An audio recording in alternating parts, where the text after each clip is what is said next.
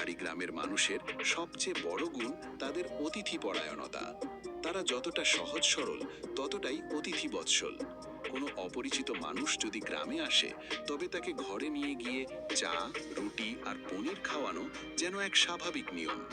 গ্রামের বয়োজ্যেষ্ঠরা প্রায়ই বলেন, অতিথি হলো ঈশ্বরের আশীর্বাদ। তাই এই গ্রামগুলোতে কেউ ক্ষুধার্ত থাকবে এমন ভাবনা কারো মনে আসে না। রাতে পাহাড়ি গ্রামের জীবন আরো শান্ত হয়ে ওঠে। যেখানে বিদ্যুৎ নেই সেখানে জ্বালানো হয় তেলের প্রদীপ। মানুষ আগুন ঘিরে বসে পুরনো গল্প কাহিনী শোনায়। শিশুরা দাদা দাদির কাছ থেকে গল্প শোনে, আর তরুণরা লোকগান গায়। পাহাড়ের ওপর রাতের আকাশ এতটাই পরিষ্কার দেখা যায় যে মনে হয় তারাগুলো যেন হাত বাড়ালেই ছুঁয়ে ফেলা যাবে। শহরের জীবনে এমন দৃশ্য কল্পনাও করা যায় না। ইরানের পাহাড়ি গ্রামগুলোর আরেকটি বড় পরিচয় হলো চারণভূমি।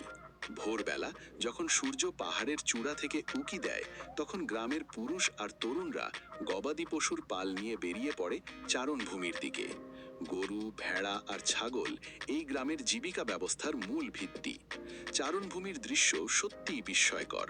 এক পাশে সবুজ ঢাল, অন্য পাশে বরফে ঢাকা পাহাড়, আর মাঝখানে পশুপালের গলায় ঝুলে থাকা ঘণ্টার মৃদু ঝংকার। এই শব্দগুলো এতটাই মনোরম যে মনে হয় প্রকৃতি নিজেই সুর সৃষ্টি করছে। গ্রামের রাখালরা এই পরিবেশে প্রায়ই গান গাইতে গাইতে তাদের দিন কাটায়। এই গানগুলো শুধু বিনোদনের জন্য নয়, গবাদি পশুদের নিয়ন্ত্রণে রাখারও এক কার্যকর উপায়। প্রত্যেক রাখালের নিজস্ব সুর আর কণ্ঠস্বর থাকে, যা শুনে তার পশুরা তাকে চিনে নিতে পারে। পাহাড়ি গ্রামের খাবার দাবার দেখতে সাধারণ হলেও স্বাদে অসাধারণ। কাঠের চুলায় রান্না করা খাবার, প্রাকৃতিক উপাদান আর খাঁটি দুধ ও মাংস দিয়ে তৈরি পদগুলো কোনো বড় রেস্তোরাঁর খাবারের চেয়ে কম নয়। ডিজি নামের একটি জনপ্রিয় পদ মাটির হাঁড়িতে মাংস, ছোলা আর সবজি দিয়ে ধীরে ধীরে রান্না করা ঝোল।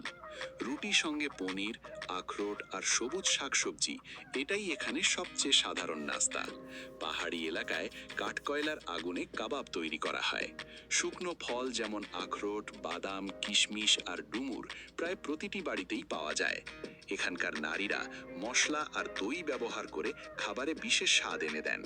কখনো যদি পাহাড়ি গ্রামে কারোর বাড়িতে খাওয়ার সুযোগ পান, তাহলে নিশ্চিত থাকুন এই সাধারণ খাবারের স্বাদ আপনি বহু বছর ভুলতে পারবেন না। ইরানের পাহাড়ি গ্রামগুলোর বিয়ে শাদির আয়োজন অত্যন্ত রঙিন আর আকর্ষণীয়। এখানে বিয়ে শুধু দুইজন মানুষের মিলন নয়, পুরো গ্রামের জন্যই এক উৎসব। বিয়ের রাতে পুরো গ্রাম আলোয় ঝলমল করে ওঠে। কোথাও ঢোল বাজছে, কোথাও গান গাওয়া হচ্ছে। নারীরা আলাদা বসে গান করেন, আর পুরুষরা ঢোলের তালের নাচে মেতে ওঠে। বিয়ের একটি বিশেষ রীতি হলো মিষ্টি বিতরণ। বরযাত্রার আগে গ্রামের শিশুরা বাড়ি বাড়ি ঘুরে মিষ্টি বিলিয়ে দেয়। অনেক সময় বর ঘোড়ায় চড়ে কনের বাড়িতে যায়। বিয়ের দিনে গ্রামের প্রতিটি বাড়ির দরজা অতিথিদের জন্য খোলা থাকে। বাইরে থেকে আসা অতিথিরাও আনন্দের সঙ্গে এই উৎসবে অংশ নেয়। এই বিয়েগুলো কখনো কখনো কয়েক দিন ধরে চলে।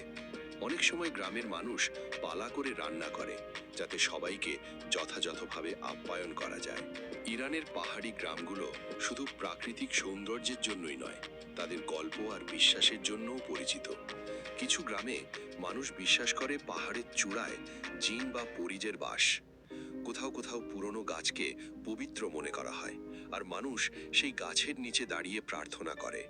গ্রামের বয়োজ্যেষ্ঠরা প্রায়ই গল্প বলেন কিভাবে তাদের পূর্বপুরুষরা কঠোর শীত বা যুদ্ধের সময় পাহাড়কে আশ্রয় হিসেবে ব্যবহার করেছিলেন।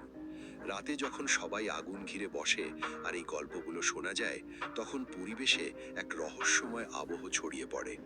পাহাড়ি গ্রামের জীবনের সবচেয়ে বড় সমস্যা হলো যাতায়াতের কষ্ট।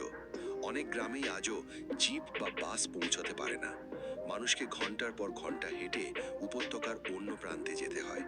শীতকালে এই সমস্যা আরও বেড়ে যায়, কারণ বরফ ধসের ঝুঁকি থাকে।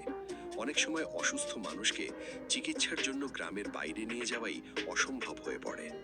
তবুও বিস্ময়ের বিষয় হলো, এই সব কষ্ট আর সীমাবদ্ধতার মাঝেও পাহাড়ি গ্রামের মানুষ সবসময় হাসি মুখে জীবন কাটায়।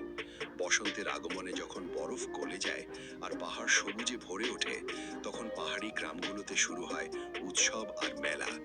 এই মেলাগুলোতে স্থানীয় হস্তশিল্প, ঘোড়দৌড়, সঙ্গীত আর খাবারের নানা স্টল বসে। কুর্দ ও লোর জনগোষ্ঠীর এলাকায় এই মেলাগুলো বিশেষভাবে জনপ্রিয়। মানুষ রঙিন পোশাক পরে ঢোলের তালে তালে ঘন্টার পর ঘন্টা নাচে। এই উৎসব শুধু আনন্দের উপলক্ষ নয়, আত্মীয় স্বজন আর বন্ধুদের সঙ্গে দেখা হওয়ারও এক গুরুত্বপূর্ণ সুযোগ। ইরানের পাহাড়ি গ্রামের নারী ও পুরুষ উভয়েই অত্যন্ত দক্ষ কারিগর। এখানকার সবচেয়ে বিখ্যাত হস্তশিল্প হলো কার্পেট বোনা। প্রায় প্রতিটি বাড়িতেই কার্পেট বোনার দৃশ্য দেখা যায়। বড় কাঠের ফ্রেমে সুতো বেঁধে